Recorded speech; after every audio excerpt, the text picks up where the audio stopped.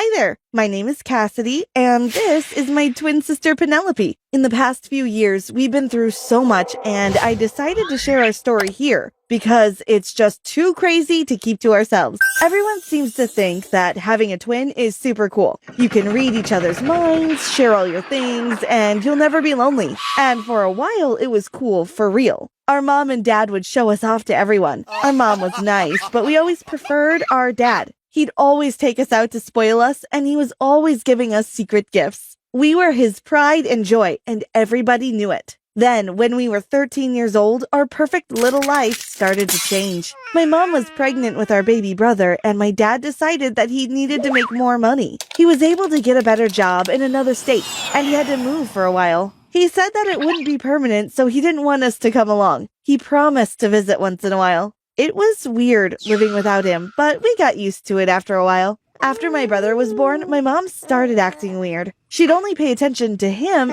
and she completely ignored us. Then it reached the point where she treated us like we were invisible. I remember it started one Saturday morning. Penelope and I woke up and went downstairs for breakfast. "Good morning, Mom," we said. She ignored us. "What's for breakfast?" I asked. There was no response. I opened the fridge, and there was only baby food in there. "Let's just go to McDonald's for breakfast," Penelope said. We got dressed and went out. Luckily, we always saved a bit of our allowance so we could afford to treat ourselves once in a while.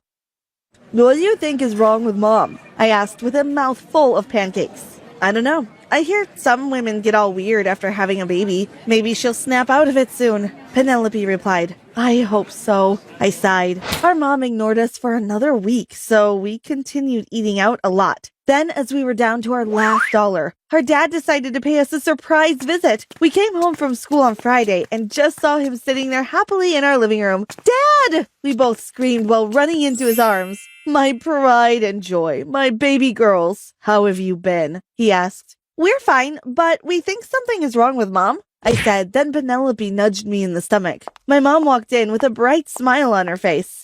"Now, there's my lovely family. Dinner's ready. Hi, girls. How was your day at school?" she asked. "Huh?" I said, and my sister looked just as confused. We went to the dinner table anyway. Our dad told us that he'd taken the week off because he missed us so much and that he had made some amazing plans. He let us take a whole week off school, and we went somewhere fun every day. It's almost like he forgot he had a newborn baby and a wife at home. The day before his flight, we canceled our plans and asked if we could all stay home together. We thought this would make our mom happy, but no luck. She was grumpy all day. The day after my dad left, my mom was back to ignoring us.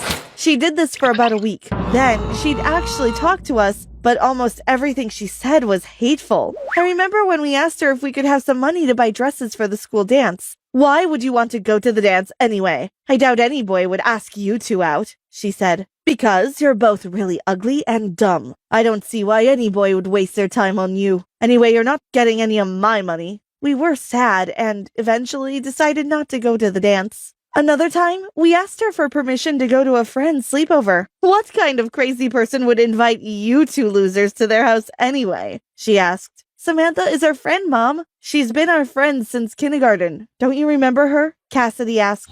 "Why would I waste my time trying to remember your friends? Anyway, you're not going anywhere. You have to stay home to babysit your brother." "I'm going out tonight," she snapped. So we stayed home that night and had our own little sleepover with Jonathan. Cassidy and I were happy that we at least had each other and an adorable little brother. Still, we couldn't figure out what was wrong with our mom. It didn't seem like postpartum depression because she was very kind to Jonathan. She was quite happy too. She only became angry if she saw us or if we spoke to her. This continued for about 2 years. She'd treat us terribly and magically transform into the perfect mom whenever my dad came home. Every time he came, he noticed that we had no new clothes or shoes, so he'd take us shopping. He continued to treat us like we were his little princesses, and every time he left, my mom became angrier. Her hatefulness grew worse and worse. Instead of just saying hateful things, she started making our lives hell. Penelope, did you wake up in the middle of the night to cut your hair?" I asked as I gasped at my sister, who woke up looking like a boy. "What do you mean?" she said while rubbing her eyes. Then she looked at me and her mouth dropped. "Where's all your hair?" she asked. We ran to the mirror, looked at ourselves, and screamed. At that moment, Jonathan walked in. Mommy throw hair in garbage. Now I have big brothers, he said, then smiled adorably. We were confused, but went straight to the trash can to check. And there it was. Her beautiful hair under some old banana peels. We cried, and when our mom came in laughing, we asked her why she had done it. You spend too much money on hair products, and besides, your hair is ugly anyway. Just put on a hat and shut up, she said and walked away laughing. Our dad didn't come home for an entire year that year, and I think it was definitely the worst year of our lives. Our mother realized that she couldn't really break our spirits at home, so she tried to embarrass us instead. She did many horrible things, but the worst one was when she trashed our bedroom, took pictures, and came to our school and passed them out to our friends and classmates. She told everyone that we were dirty and never tidied up after ourselves. We became the laughingstock of the entire school. Our principal asked to speak to our mom that day because he didn't appreciate her doing that. While she was in his office, she told him that we were abusive daughters and she really didn't know what to do with us anymore. He called us in while she was there to scold us. Your mother says you twins are unmanageable. I'm going to give her the name of a boot camp nearby, and if I don't hear about an improvement in your behavior soon, I'll arrange to have you sent there myself. The next week, my mother went back to him and told him we had stolen her money. We were off to boot camp that weekend. It was an awful place for the most horrible types of girls we had ever met. We all slept in one huge dormitory which smelled disgusting. I swear none of those girls had ever heard of a shower. We had to wake up at 4 in the morning to run laps around the field. Then we had a horrible breakfast of stale bread and old tea. After that, we were given ridiculous chores to complete. On our first day, Penelope and I were given toothbrushes and asked to clean all the toilets in the building. Then we did more running, push-ups, and all sorts of strange exercises, while huge women screamed at us. It was like receiving the worst sort of punishment for doing nothing wrong. We went home after a week, completely broken and exhausted. I hope you learned your lesson, our mom said. Why did you do that to us? What lesson did we have to learn? What have we done to you? I asked. She smiled. We went straight to our room. We need to call Dad to let him know what's going on. We have to find a way to get out of here, Penelope said. Mom took our cell phones. How are we going to call him? I asked. Don't worry, Cassidy. I'll find a way, she replied. The next day was Monday, and we went to school as usual. Before our first class, Penelope pulled me into the bathroom and said, Look, I got Mom's phone. Let's call Dad. Wow, how'd you pull that off? I gasped.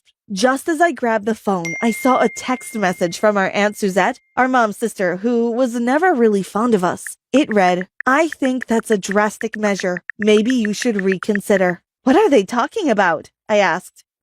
Let's find out, Penelope replied. We read through their text messages and suddenly it became very clear why our mother was being so mean to us. She told our aunt that she felt that our father paid more attention to us and that she was jealous. They laughed about how she sent us to boot camp and how she cut her hair. But the most horrifying thing we read was that our mother was considering poisoning us. We weren't sure if she meant it as a joke, but we did not want to take any chances. We ran straight to the principal's office to show him, thinking that he could help and get us removed from that house. As soon as we opened the door, our mother was in there crying and our principal looked very upset. Your mother told me what you girls did this morning. I'm very disappointed in you, he said. What are you talking about? I asked. You don't remember setting fire to the living room before leaving for school this morning? He shouted. We did not do that. Listen, our mother is jealous of us. She's crazy. We have her phone to prove it. Please help us. Penelope cried. She handed the cell phone to the principal.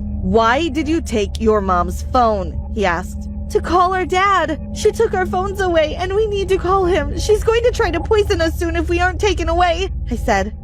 Our mother started to argue, but he told her to be quiet and began reading the texts. She tried to say it wasn't her phone, but when he called her number, it rang.